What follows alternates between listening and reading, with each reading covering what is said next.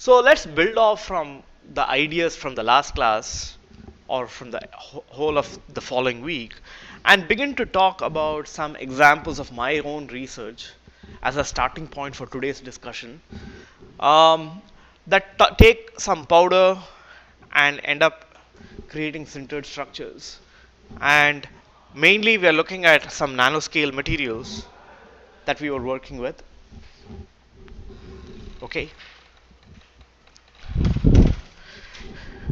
Now these are randomly oriented grains.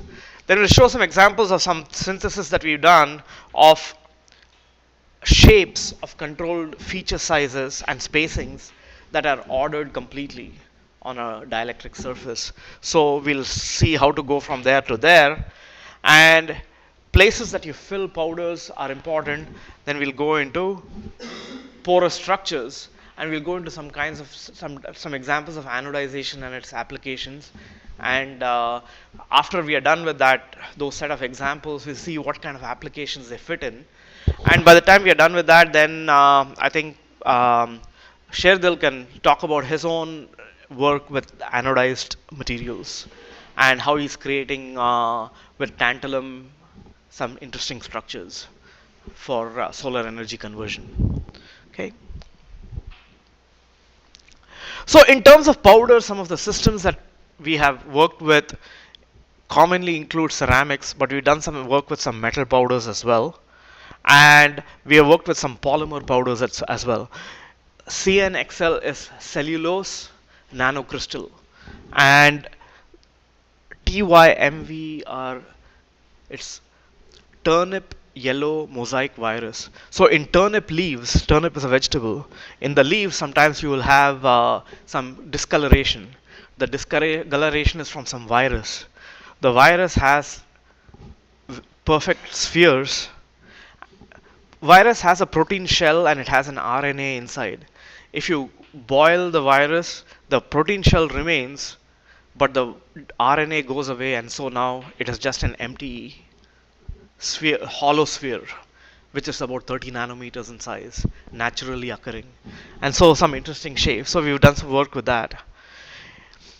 In terms of patterns, we've tried to create these kinds of structures with silver, gold, aluminum on either silicon, glass, indium tin oxide, and also on polymers.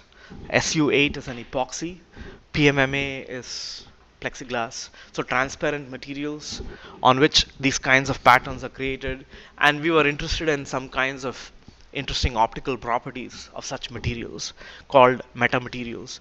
You can see that roughly the width of the rod is about 50 nanometers or something like that. The length of it is a couple of maybe it's something like about almost 400 nanometers. The spacing between the rods in this case is also about close to 350 to 400 nanometers. So how to be able to create these kind of structures on a now a few 10 micron by 10 micron area, for instance, right? And what use can they have? In terms of pores, we looked at pores in terms of alumina by anodization. We looked at some work with titanium in terms of just sintered particles. And then finally, we looked at polysulfone, which is a polymer, and we tried to create nanoscale pores with that as well. So powders, patterns, pores, all in the nanostructured regime, how to be able to work with something like that. Of course, the stainless steels, we did not work with nanoscale materials, but we did work with some of the palladium, silver, and gold nanoparticles as composites.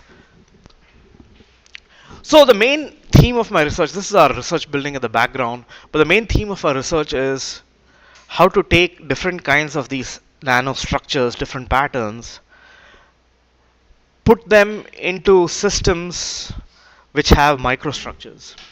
Okay, so channels, we saw a lot of that example when we were trying to look at injection molding of such features. I'll show you some examples of some some microscale wells as well, made from nanoparticles, and some pillars in some cases. The applications in which we are trying to combine nanomaterials and micro features include healthcare. So that particular microchannel plate that you see is the starting point for a portable kidney dialysis machine. And they have microscale features which are about like between 100 microns to about a couple of hundred microns. And the membrane that we made is a powder polymer composite, cellulose nanocrystals, which are hydrophilic, and in a polysulfone matrix where polysulfone is blood compatible. So you can look at kidney as a filter, right? You have water and you have toxic materials. The toxic materials have to pass through and so out of the body, right? And when the kidney is not functioning correctly, that filtration does not occur well, right? Dialysis is the method by which you treat kidney malfunction. And the current way to do that is you wait for a chance to get onto the machine in a hospital. The size of the machine might be about this big, like a refrigerator roughly. And because it's a large machine and there are limited machines, the blood is passed through the dialyzer at a much higher flow rate than in the body. Because of that, first of all, you go through dialysis because your body is full of toxic materials that are not coming out, and so you're sick. Now, when you filter the blood at a very fast rate, there's a lot of damage to the blood, and the body cannot handle the shock of a high flow rate of blood. And that is necessary because there are few machines, and so the filtration has to occur fast because there are a lot of people waiting to get dialysis treatment.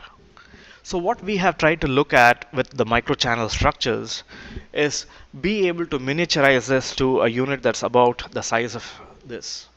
And so what that means is now you can have a lot of small machines that people can either wear, or they can go to either in their home itself.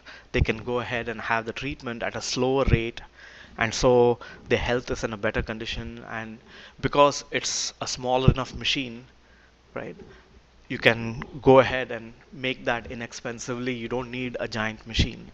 And so that is the technology that I indicated to you a couple of classes ago when we were looking at different processes. That in building that, we filed for a patent. The patent was licensed to a company. The company received about $50 million in private investment to be able to just do the clinical trials, to test to see how it works and to be able to make modifications. So it's not yet out in the market, but it's in the clinical trial stage. And the membranes that are used for filtering are made by a, a combination of powder and polymer, cellulose nanoparticles in a membrane, in a polysulfone matrix. Mainly, the cellulose nanoparticles are high aspect ratio. They're long. They're about 20 to 50 nanometers in diameter and about half micron to 1 micron in length. So they're needle-like. They're also hydrophilic and they're biocompatible. When we put this in a membrane, the membrane becomes stiff. That is, the instead of you want to have a very thin membrane. You want to reduce the thickness. Membrane is just a sheet of paper you can think of with a lot of pores in it, right? It is used for filtering. So toxins go out and on one side, and then the purified blood, right? So what you have is you have water flowing on one side, you have blood flowing on the other side of the membrane, okay? And the toxins from the blood diffuse into the water, and that's flushed out. The purified blood is put back into the patient, right? The thinner the membrane, the faster the diffusion of the toxins from the blood to the water, right? But the thinner the membrane, as you can imagine, right, the weaker the membrane structure, it can fold over very easily, right? So you can put fillers to increase the stiffness of anything, right? But when you put fillers in their powders, they can block flow, right? And so you want stiffness, but you don't want to block flow. You want permeability on the one hand, and you also want to have stiffness. And so the cellulose nanoparticles allow to do that. And so it turned out that this is a good combination to try to do that. We also looked at sensors. I'll give you some idea of how to take nanoparticles, incorporate them into sensors, both chemical sensors and for biosensors. And we've seen some packaging applications earlier on, and I'll show you some examples related to that. And then it builds on from there into some energy applications and so on. Okay.